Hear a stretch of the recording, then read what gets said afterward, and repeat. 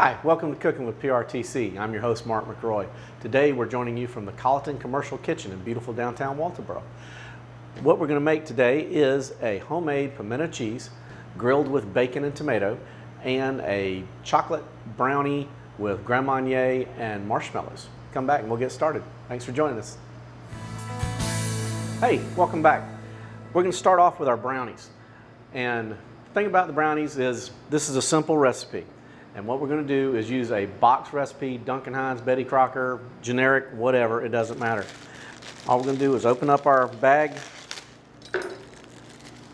pour the contents into our mixing bowl with our handy dandy KitchenAid blender. Okay, when you look at the ingredients, and as my friend Carl Brown told me yesterday, directions are just another man's opinion. So when it says use water, we're going to use sour cream. If you don't have sour cream, use milk. Instead of using oil, we're going to use butter. And instead of 1 egg, we're going to use 2. It's going to make it a little bit fluffier and a whole lot tastier. A couple other ingredients we're going to use, and we'll throw those in a minute, are a little Grand Marnier, which gives it a very nice citrus flavor. I am sticking with the actual volume they asked for, a third of a cup. And, you know, if you get an extra ounce of butter in there, I don't think it's going to hurt anything. Probably add a little flavor. And have a couple of eggs.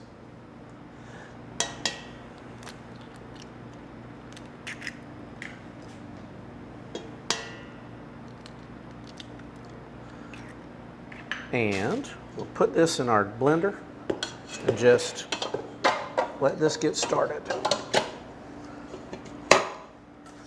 So nice to have good stuff to work with. If you can just figure out how to do it. Okay. Turn that puppy on and engage it. We're going to let these ingredients mix up real quick. The Grand Marnier, if you're concerned about cooking with alcohol, same as we've done with the bourbon and the wine in different episodes, the alcohol cooks out and you're not using a lot, just 2 ounces. Put that in there. Add your pecans. I'll tell you what, the Grand Marnier just smells wonderful. Okay. Now, let that get nice and mixed up. And what we're going to do now is get our 9x13 dish ready. If by whatever chance, or if you have one that's only 9x9, instead of cooking it for 15 minutes, you can let it cook for 30 minutes or 20 minutes. Just keep checking it. The smaller the dish, the thicker it'll be. So they will be more cake-like, but they'll be chewier, which is always good. We've done this before. All you're doing is making sure that the brownies don't stick. And instead of using flour, we're using sugar. I gave these to a friend of mine the other day. His wife just had their first child. Congratulations to Brian Cooper at B.W. Mitchell. He and his wife just had their first baby. He also provided us with some fish that we're going to use on an episode to come up soon. But anyway, when we got finished with it, he came up the next day and said, "What in the world did you put on that stuff? There's got to be a trick to that I'm missing." But they just loved the glaze. They thought that was great.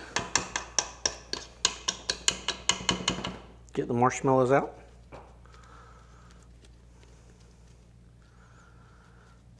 They're being a little hard-headed.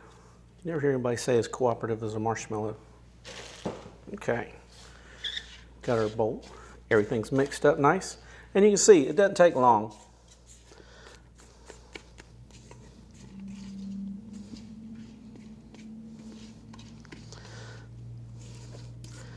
If you have somebody who is allergic or has a allergy to nuts, obviously don't put the pecans in there. And if you like chocolate, which is kind of a silly question if you're making brownies, but instead of using butter, you can dust the pan with cocoa. It's dry, but it also is delicious, and it gives it a whole little bit of a different texture, but it is really adds to it. It's not sweet, but it does add a chocolate flavor to it. Okay. Spread it all nice and even. We've already preheated our oven, so we'll stick this right in. We'll be right back and get started on our pimento cheese.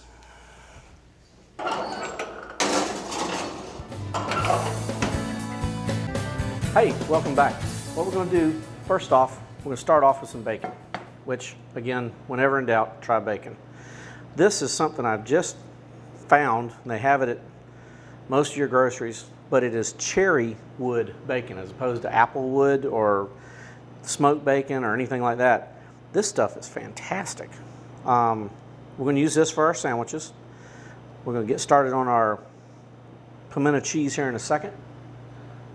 But when we get done with that, we're going to use the bacon, of course, for the sandwich, but we're going to save the grease and brown our vegetables in it.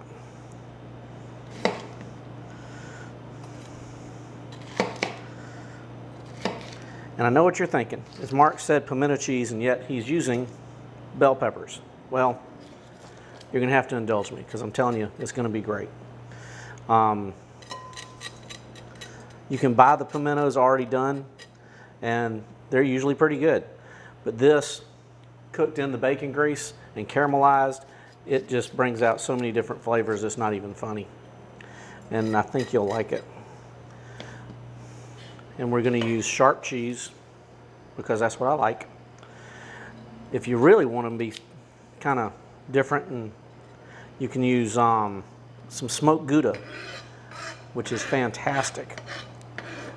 But unfortunately, it's not always the easiest thing to find in Walterboro. If you go to Charleston, pull into one of the higher end grocery stores and buy some. It's real good in your macaroni and cheese, as well as in your pimento cheese. I'm using two different color peppers. One is the green because, again, it just adds a little different flavor, but it also adds some color to the pimento cheese. The red gives it the illusion of being real pimento cheese instead of bell pepper cheese. Okay, trying to get all those seeds out of there. Okay.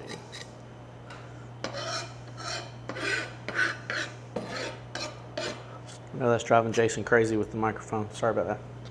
Okay.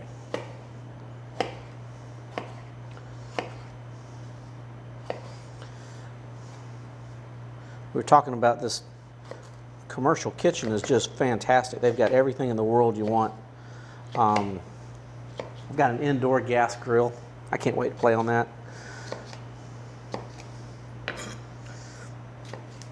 They've got a 6-burner gas stove, gas ovens. Gas ovens are just wonderful.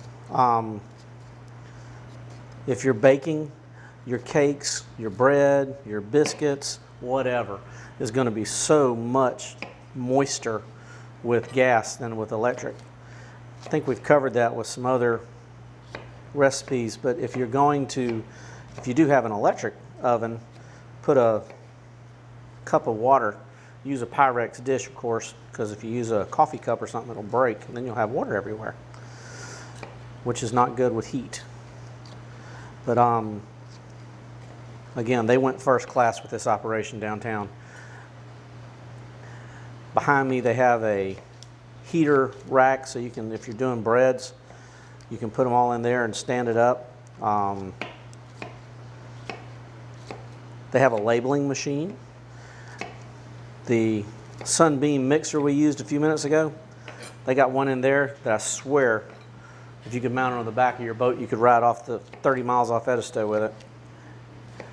It's as tall as I am. It must have a 13-horse Evinrude on it. But if you give Matt or Jill a call, they'll be happy to speak to you about the commercial kitchen. And again, we are just thrilled to death that they're letting us use it. And if you have any questions as to where it's located, It's right down here in the middle of Walterboro, across from the IGA store, the farmer's market, and just right off of Washington Street.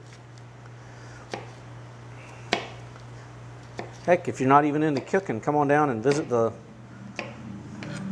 museum. Got a lot of interesting things in there.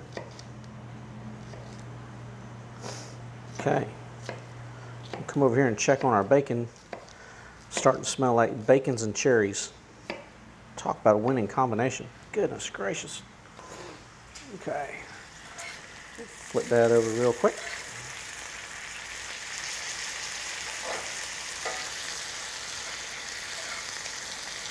Every time I do that, I always think of the joke about the kid with the horseshoe. It doesn't take you long to flip bacon over when it's hot. It's like, yeah, see, you burned yourself. Like, no, it just doesn't take me long to look at bacon. Okay. I'm going to use a couple of different kinds of onion. Love me some Vidalias, especially in the season. And buddy, it is the season. You get these beautiful things. You just eat them up. Cut away from you.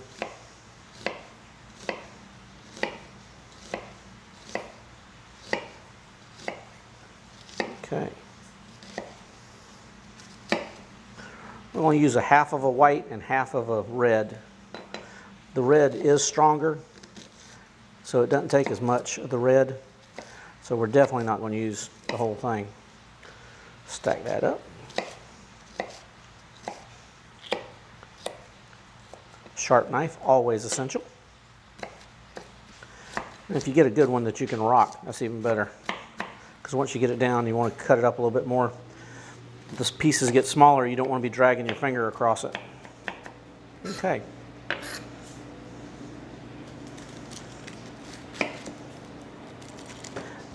I love red onions, but I've never understood why. It seems like they're always half rotten.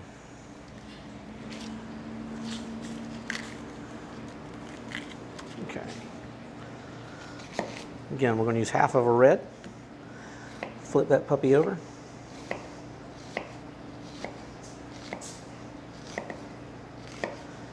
I didn't go over the ingredients with this, and we'll go over it as we get closer. Again, the bacon, we're not going to put the bacon in the pimento cheese. We're going to save the bacon for the sandwiches. And we're just using the bacon grease for our lubrication while we get ready, when we get ready to cook it. We're going to let this bacon cook and we'll be right back. Hey, welcome back. We got our bacon cooked and it is the cherry wood bacon. I'm really glad you're not here because everybody who walks into the room is taking it and we wouldn't have enough for the sandwiches. Now we're going to take our grease and just put our peppers and onions in here and let these caramelize in that beautiful, wonderful, hot bacon grease. Just get all that nice and stirred up. Tell you what, you got a good start right there for some good pico de gallo. Okay, I love cooking with a different oven. Okay, now, got our regular cheese and our cream cheese, and since we're not endorsing any products, we're not going to say what kind of mayonnaise we have, but we all know there's only one kind of mayonnaise. Okay, dump that in there, along with our 8 ounces of cream cheese. This is something, y'all have heard me talk about my mother before and how much I love her and how much I value her opinion. She would say that was too much. I would say it's not enough, but again, we've got some people that we don't know how much they like, so I want to leave it light on the hot sauce. And while there's 100 different hot sauces, y'all have heard me talk about it before, there's really only one, and it's called Texas Pete. Mix this together. We have 4 cups of shredded cheese. Now, if my buddy Moultrie Plowden was here from the Presbyterian Church, he'd tell you that you had to grade your own cheese. And his pimento cheese tastes different than mine.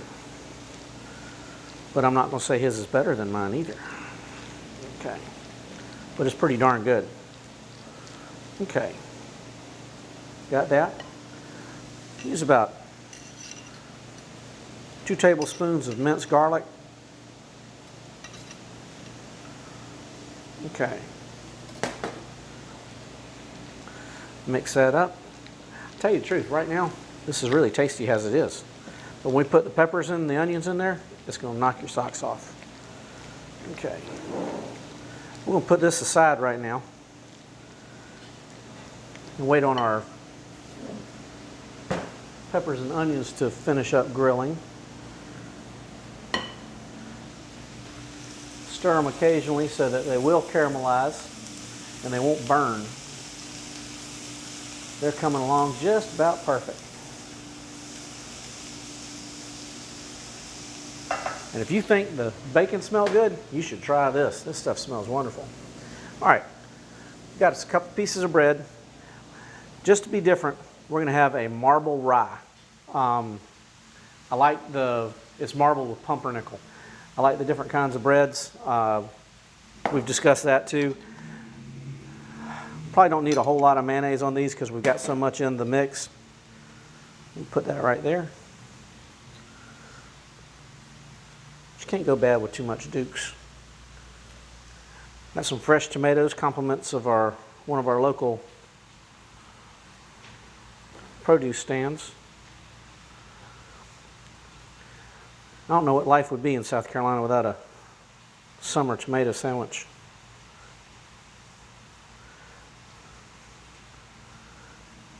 I worked picking tomatoes one summer, and unless they come out of my garden, I'm taking the skin off of them. We went out there and cut tomatoes, and it took you a month to get all the chemicals off your hands. I don't know if they've changed it in 45 years, but at the same time, I don't want to eat any of that stuff. Tell you what, you can even smell the tomato. God, it's wonderful. Okay. Step over here and check on our peppers.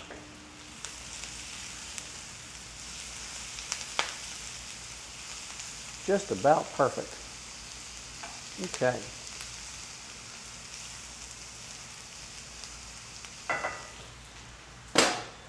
Finish up with our tomatoes, because you got to have a little bit of tomato on every single part of the sandwich. Otherwise, you don't get the full effect.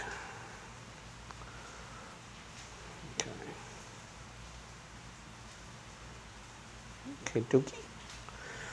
Got that. A couple pieces of bacon on each one. Get that started. The great thing is, if you cook too much bacon, you know it's not going to go to waste. We'll put that right there. We'll take a little break. We'll come back and mix in our vegetables with the cheese. We'll spread on the sandwich and grill those. Be right back. Hey, welcome back. We're going to get started on our tomato soup. Very simple. I know I say that a lot, but to me it's easy. We have 2 cans of just condensed tomato soup. 1 can of crushed tomatoes. Now, here comes the fun part. This is a product of the commercial kitchen. This is whole milk. It is pasteurized, but it's non-homogenized. And I'm telling you what, this stuff is great. It's like drinking cream. Oh God. It's hard to separate it. Use about a cup. Put that in with our soup. A little bit of Texas Pete. You don't need much salt, especially with most canned items, tomatoes, peas, whatever. They tend to have a lot of salt in there. We'll put a little kosher salt in there. Put this on our low heat and let that warm up. Just like everything, the longer you cook, the better it's going to taste. Okay. Between breaks, we've taken our brownies out. We're letting those cool. Just going to stir this up and let it cook over low heat. The great thing about these things,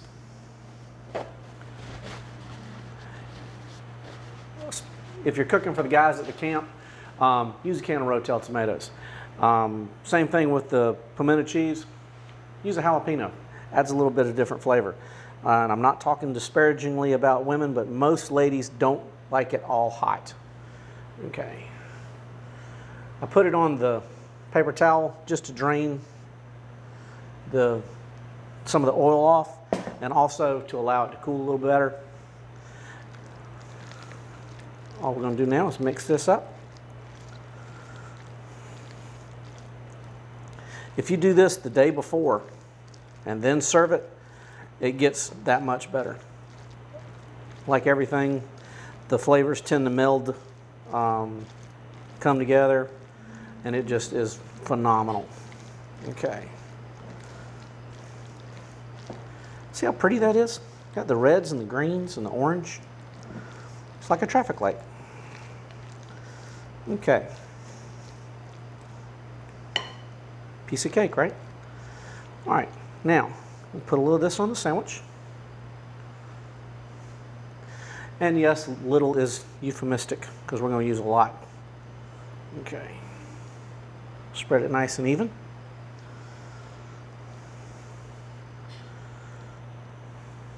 Nice and even all the way around. Okay. Put that right there. Put that one right there. Put this aside. What we're going to do now is come back over here and get our frying pan. Put a little olive oil in it. And we're going to pan fry these with some butter. The olive oil will keep the pan lubricated, and the butter just adds a little bit more flavor and also keeps it from sticking. Okay.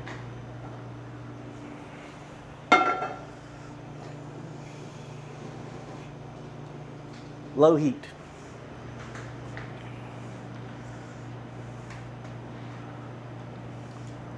Great thing about having your own cooking show, you get to sample everything.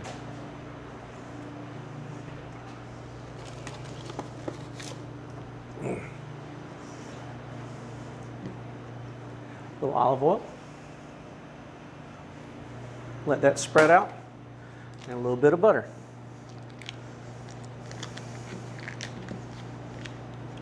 One of our samplers just walked in. I think they're liking what they're seeing. Okay.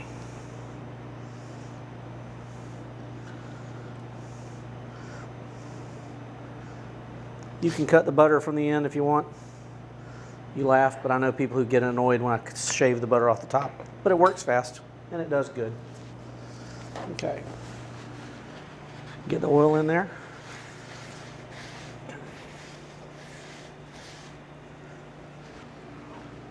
And if you noticed, I did not clean the frying pan. I usually don't. If I do clean my frying pan, all I do is steel wool and warm water. Usually try and keep Dawn away from it because it'll take the oil out, and you want the oils to stay in a cast iron frying pan so that it will flavor it. Okay. Put a little butter on top of it. And we're going to be just about done.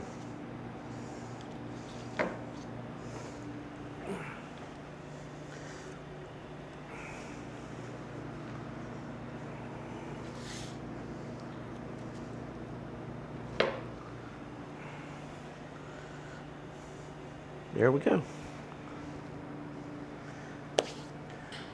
Folks, if you'll join us again in a second, we're going to serve it up, have it on a plate with some soup, and we'll have our grilled tomato sandwiches, and it's going to be outstanding.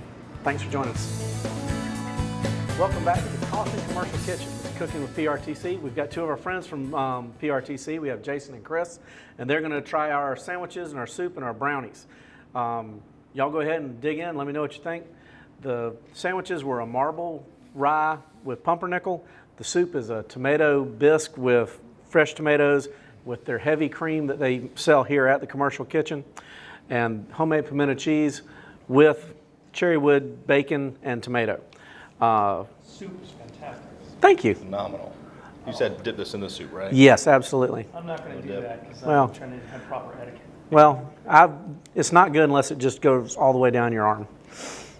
I would dip the brownie in the tomato soup, but that's beside the point. Thank y'all for joining us, and we'll see you next time on Cooking with PRTC.